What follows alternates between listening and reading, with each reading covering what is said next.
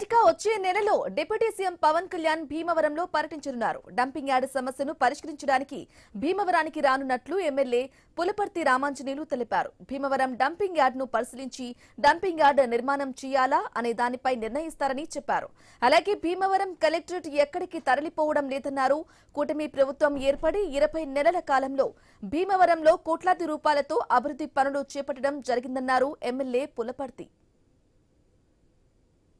ఆధ్వర్యంలో marketing యార్డ్లోనే collector office కట్టడానికి నిర్ణయిస్తామని నేను వర్మ గారు కూడా అనుకున్నాం. దాని మీద ప్రతిపాదనలు కూడా పంపించాం. వీలైనంత త్వరలో కలెక్టర్ ఆఫీస్ ఆర్డర్ భీమవరంకి వస్తుందని చెప్పి తెలియజేస్తాం. ఇంటిగ్రేటెడ్ కలెక్టర్ ఆఫీస్ అంటే 100 కోట్లు కావాలి. దానికి ప్రపోజల్ తయారు చేసి ప్రభుత్వం దృష్టికి తీసుకెళ్ళడం జరిగింది. కలెక్టర్ గారికి కూడా మెమరాండం ఇవ్వడం జరిగింది. ఇది త్వరలో పూర్తి అవుద్దని ఆశిద్దాం.